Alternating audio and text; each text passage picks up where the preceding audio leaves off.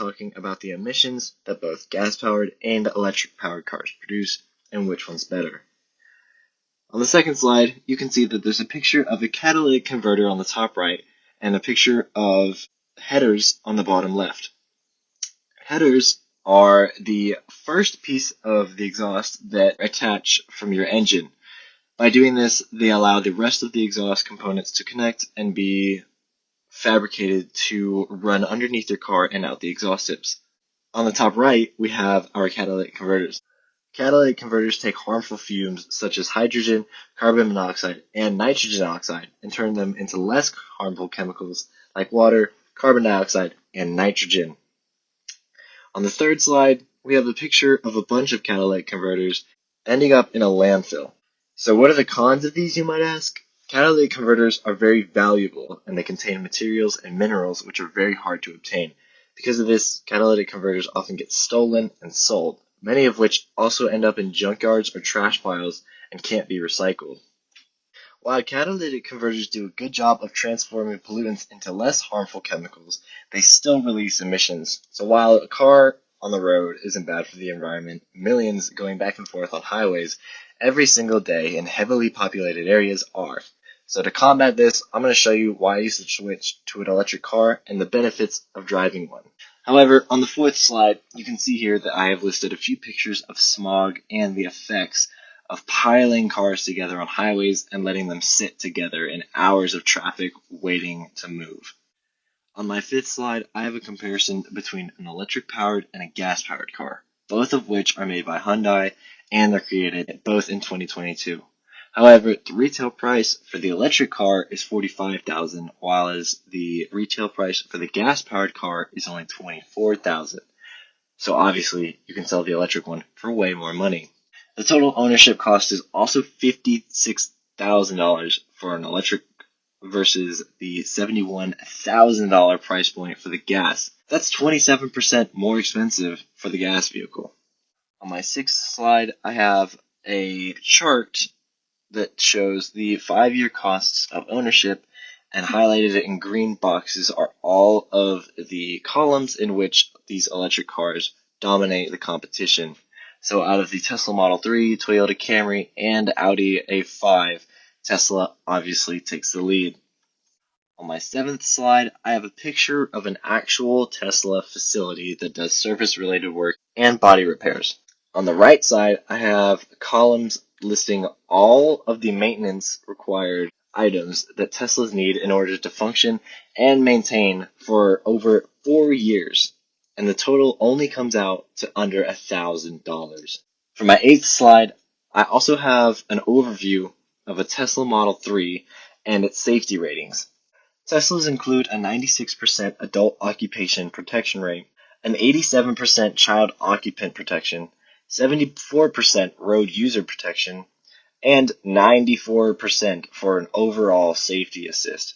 Tesla also received a 5-star rating on its safety tests and claims that in the event of a rollover, Tesla's batteries are designed to keep Tesla's center of gravity on the floor, which will automatically allow it to roll back over on all fours. On my ninth slide, I have a picture of a Tesla Model 3 and the diagram of all the safety features and where they're located.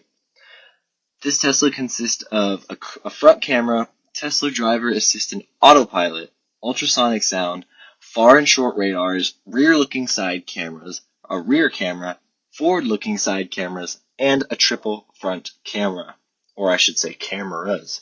So please, if you haven't already thought about switching to one of these vehicles, I highly recommend that you at least check out Tesla's webpage and scroll through all of the available options for consumers, as Tesla makes a variety of models suited for vast wants and needs, allowing for a very wide audience.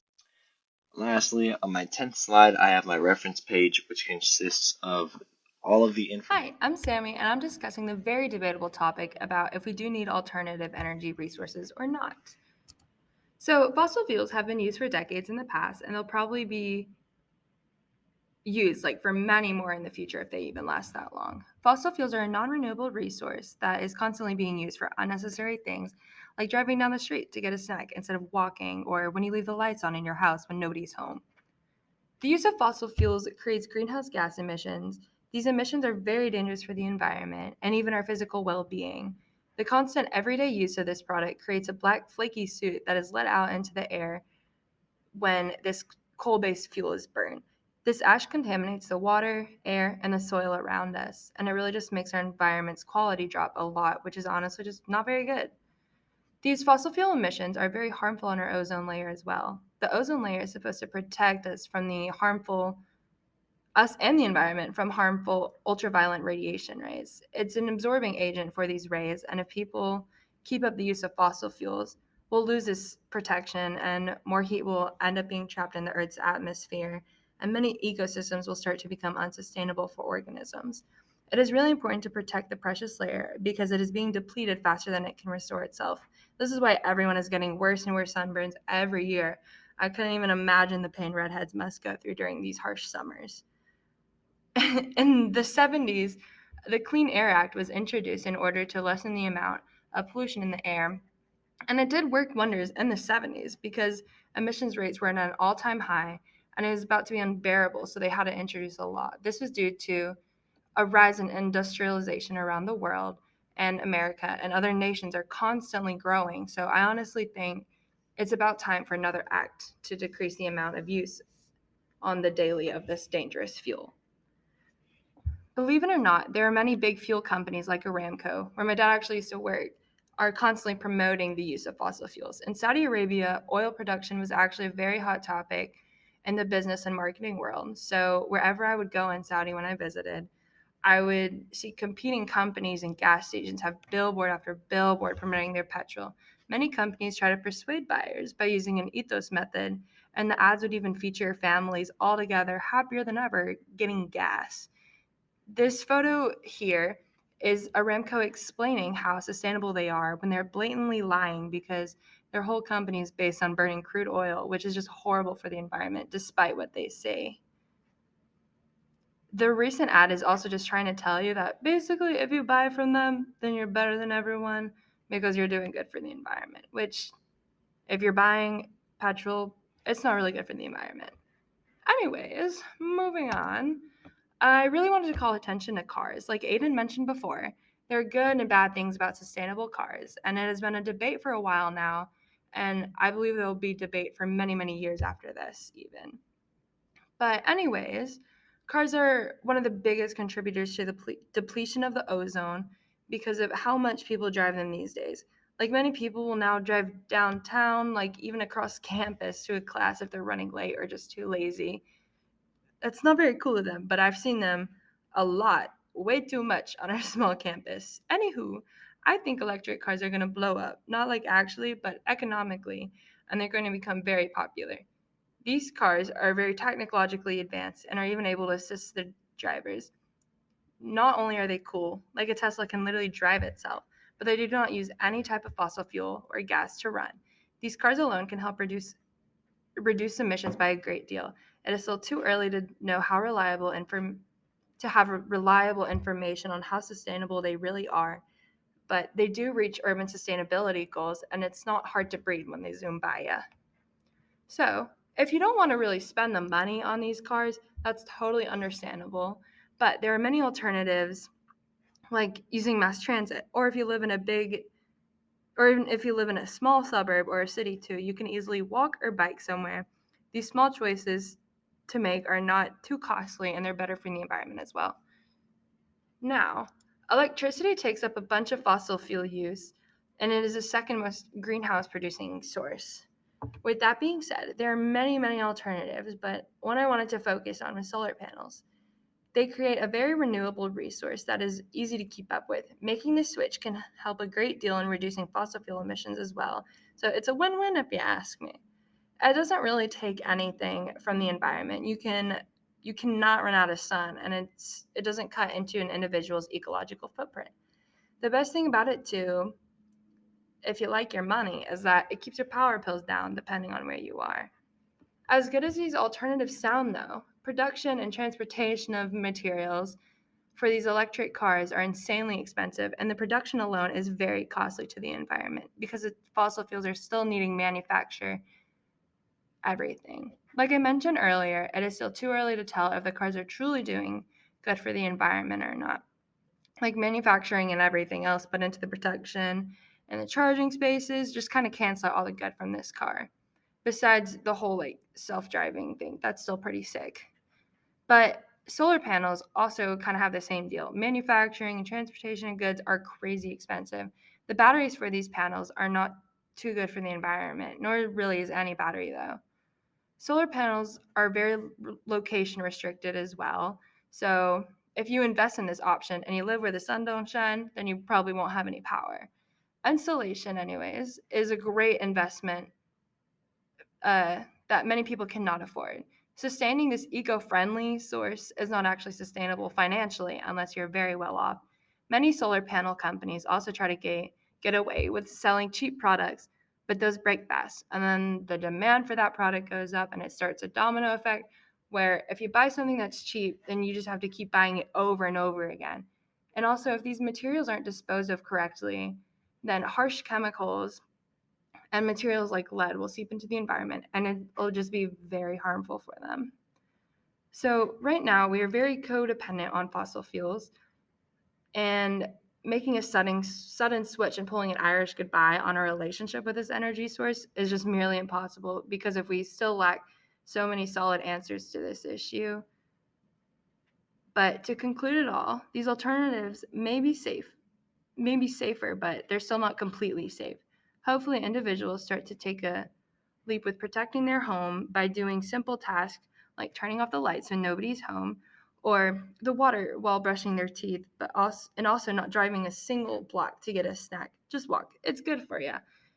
This is a very important issue, and we can lose Alabama's beautiful biodiversity if we keep our costly behaviors and stay selfish with our power. So what are you doing to make a change for a better tomorrow? Thanks for listening. Hello, everyone. My name is Luis Enrique Pineda Jr., and today I'm going to be presenting on consumerism and its consequences. So first, let's start off by going over what exactly consumerism is. Merriam-Webster defines consumerism as the theory that an increasing consumption of goods is economically desirable. And while this definition is correct, consumerism is still so much more than that. Consumerism is also the idea that our society is focused on the gaining of material wealth and being able to flaunt it to everyone. So what good has consumerism done for our society? Since the Industrial Revolution, where we got great innovations that were made in manufacturing and the production of goods, our society saw an incredible rise in the standard of living, as the goods that were once only accessible by the wealthy could now be had by the middle and lower class. Home appliances like washing machines and refrigerators were now in many more homes. Clothing that was once made by one person at a time was now made incredibly quickly and at a lower cost. Even cars became affordable thanks to this. So on the left, we'll see a picture of a production line of the Ford Fiesta. And so it's obviously made changes, but it's still the same idea as the first Ford cars where you have a long production line of vehicles. And so this has made cars a lot more affordable for us than they were before. And so this also helped our economy reach new heights as wealth was being created for everyone. And so everything was doing pretty good. And some experts, like Salahuddin and Khan, argue that we can have all of these benefits with little to no effect to the environment. In their study of the annual time series data from 1965 to 07 from the World Development Indicators database in 2010, they found that there was no causal link between economic growth and carbon dioxide emissions in the long run. And what they did find was a bidirectional causal link between economic growth and energy consumption. Given that there was no link between economic growth and carbon dioxide emissions, but there was a link between economic growth and energy consumption, they recommended that Australia should continue with its pro-growth policies without paying too much attention to the carbon dioxide emissions, as they weren't very bad. But how true really is this? And what is the real cost of consumerism? So to start, we'll go over the environmental effects that consumerism has had. Don Mes Turan and Killiklar argue that greenhouse emissions, mass production of goods, and the great amount of household consumption has led to unprecedented stress on the planet Earth that has caused incredible changes to the climate and environmental catastrophes. On the point of household consumption, which is driven by consumerism, Rice found that household consumption alone contributes to nearly 60% of global greenhouse gas emissions, including 50 to 80% of natural resource use. This extraordinary stress that we have placed on the environment is aiding in the rise of catastrophes that we are facing. Rice argues that the latest sets of natural disasters, such as rising temperatures, pandemics, fires, floods, hurricanes, and tsunamis, show increased humankind vulnerabilities and reduced resilience of existing environmental, social security, and protection systems. And so in this picture, we see one of the effects of what we're seeing is the Great Pacific Garbage Patches. A lot of the garbage that is being dumped from our consumption has made many large garbage patches in the Pacific Ocean. This is just one example of one. And so now we'll talk about the effects that consumerism has had on our society. Pereira and Gunawardana describe consumerism as the effects of equating personal happiness with purchasing material possessions and consumption.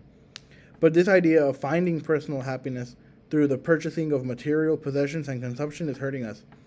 Cushman argues that consumerism has caused society to be more detached from the nature and to be developed with a lack of ecological awareness and psychological well-being, as well as a loss of ethnic tradition, family ties, and spiritual foundations, as they adapted to the urban environment. Siegbarth also finds that negative emotions often occur in people who place a heavy emphasis on consumption. Stearns argues that consumerism has also created shopaholics, who keep searching for non-essential products like high fashions and unnecessary junk food. And so one of the effects that we have is in this picture where we have people fighting over TVs in Black Friday. Luckily, it's not something we see so much anymore, but I know growing up, it was something we would see all the time in the news of fights. And so, what is the solution to the problem of consumerism? Well, the solution might be for society to let go of our consumeristic culture and to instead embrace minimalism. The Minimalists, a website created by Joshua Fields Milburn and Ryan Nicodemus with over 395,000 subscribers on YouTube, define minimalism as a tool to rid yourself of life's excess in favor of focusing on what's important, so you can find happiness, fulfillment, and freedom. Instead of seeking happiness and fulfillment through the obtainment of material goods, minimalism argues for the opposite, that through the removal of unnecessary possessions and distractions, you can focus on what is really important for you, allowing you to truly find fulfillment. And the data suggests that the minimalism is having that positive effect. Kong, through their 2 studies, find that minimalism, the changes in minimalism, when you take it on, is the cure for the negative effects of consumerism. In their second study, they explored the relationship between minimalism and consumer well-being, and found that those who had taken on minimalism had positively affected flourishing and had negatively affected depression. Another part of the solution to the negative effects is green consumerism.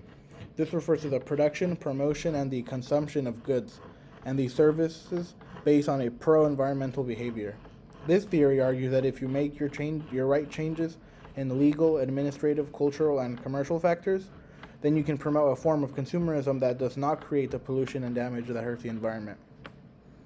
And so, because of the negative effects that consumerism has had on our environment and our culture, society needs to move past consumerism and instead embrace minimalism and green capitalism, so that we can seek happiness from the important things in our lives, instead of from possessions or other distractions.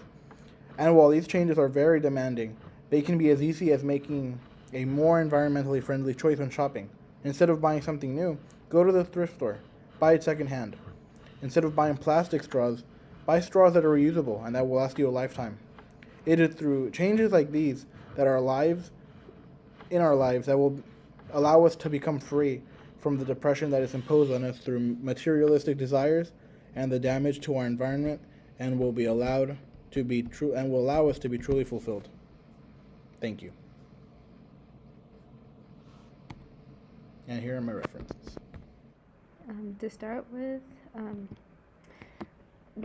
America has a big thing with convenience in our lives. So along the streets, there are trash cans everywhere, behind every corner. Like, it's just convenient. No one has to walk around with their trash. There's just places to put them everywhere, and it piles up, and it becomes this sort of mess that everyone just looks past, and very little is done to do about it.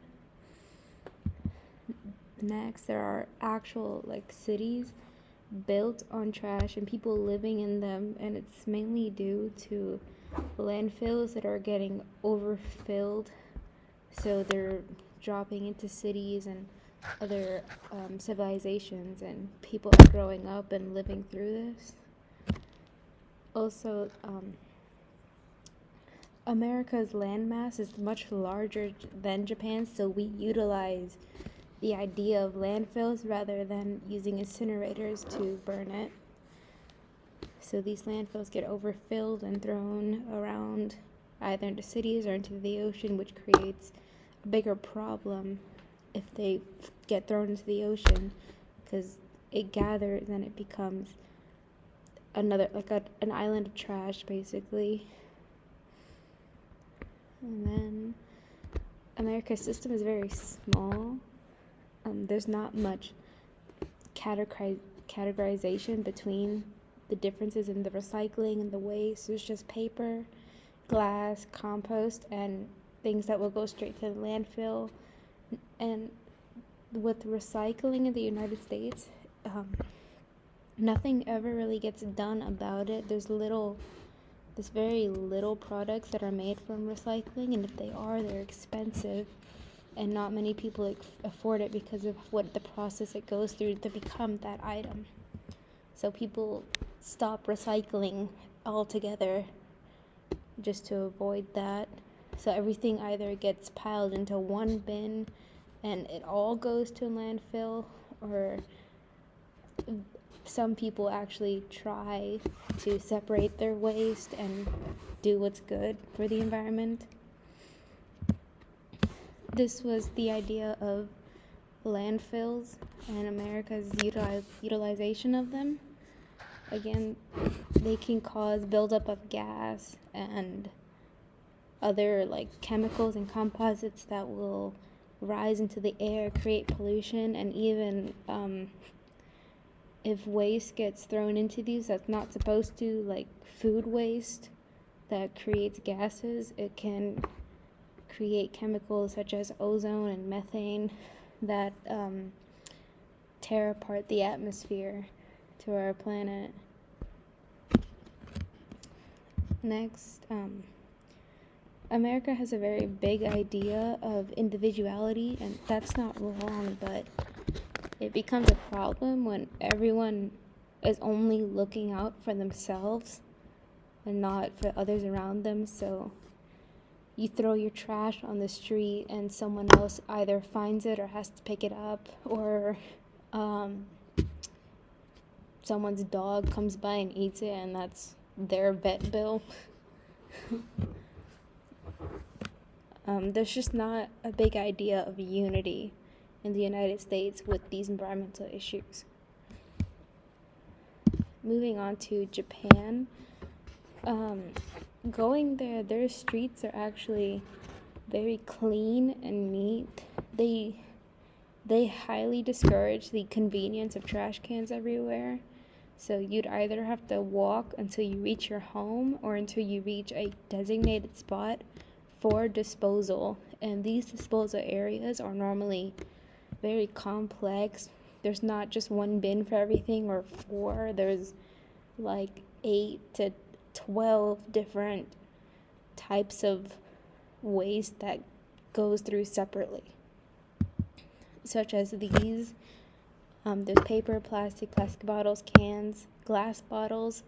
There's even bins for unfinished drinks, so liquid gets thrown in separately rather than with everything else.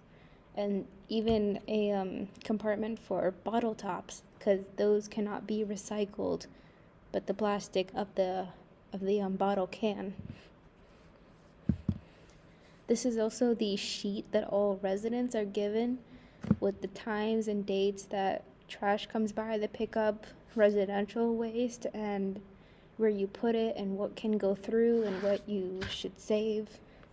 It's a very detailed system that not a lot of countries or other cities know about, that should be taking advantage of something like this. Because even if it's not followed through properly, it causes problems for the entire plant that it's going to, or even you can get financially punished for not following through. This is one of the main incinerator plants, the Maishima incinerator plant in Japan. It looks very colorful. It doesn't really look like one, really. But because of Japan's smaller land mass, they have to utilize these types of facilities. So the government has even found ways to make them more eco-friendly for the environment, because they have to use so many of these, so the more eco-friendly the better. There's even some that are planted in the middle of cities and train stations that are completely safe to be around. Religion is a big part in Japanese culture as well. They value the idea of cleanliness, and that a clean mind and a clean environment will bring you peace, and will bring peace to everyone around you as well. They prioritize the consideration of everyone around them, not just themselves, and this is very important, and something that should be considered as well by other countries. And that is it. Global warming is an issue we are all facing currently, but most are oblivious to the real situation behind it. While we continue to go outside and go about our everyday lives and just pretend that the temperatures aren't continuing to rise year by year, decade by decade, the environment is still being impacted, mostly by us, because of our daily habits, such as driving around and wasting a whole bunch of carbon that doesn't need to be in the air. Factories are producing excessive amounts of greenhouse gases. Pollution from excessive littering, waste, all going into oceans, all going into landfills that just pile and pile up, causing an even bigger problem. Overall, we as a society and we as people need to see the issue and need to make a change. While we are comfortable with these problems and we are comfortable with the idea that the world is just inevitably going to keep getting worse and not one person has the impact, that's the key issue. Everyone plays a big role in what's going on right now. As soon as we all start seeing that everyone, as in starting with yourself, we could see a major change. For example, cutting down electricity usage, cutting down our water usage, cutting down our amount of disposal, how we choose to dispose of plastics, how we choose to recycle. All of those play a major role in keeping the society a safer place for us and for living things besides humans. While I'm bringing that up, ecosystems are being impacted. Animals are dying because of our actions. Ecosystems are being killed off because of necessary bacteria, necessary plankton, or whatever's the smallest unit within each ecosystem. For example, coral bleaching. Those algae that live within the coral keep an entire ecosystem alive, all because it produces the amount of oxygen that the coral needs. But when too much heat is added to the coral, this kills off the algae. And as a result, the coral die. And as a result of this, many species of marine life die as well. This is just a small fraction of the problem that we have to face. In the Arctic ice is slowly melting away because of the intense temperatures rising over time. Within the Arctic ice live many organisms as well, such as polar bears, penguins, even smaller bacteria, from the smallest units to the largest. They're all playing a role in each other, and we're playing a role in them. Once we understand that we all must make a change, this will deplete all of these issues. But until we all see that no change will come unless we find it within ourselves, it's only going to keep getting worse. So, watching our planet die should really be the inspiration that we find. Now, with that being said, dwelling on the past won't leave room for improvement, but dwelling on the future will leave room for opportunity.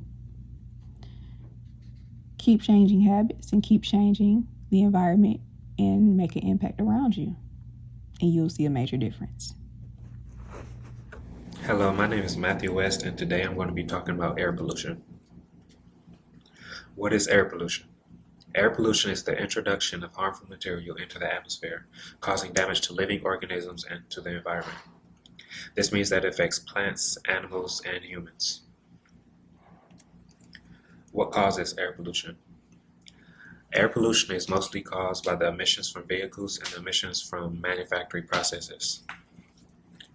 You can see in this image from the Environmental Protection Agency that a lot of air pollution is coming from stationary, which is manufacturing processes, and from vehicles. It results in haze and deposition. This is air pollution on a smaller household.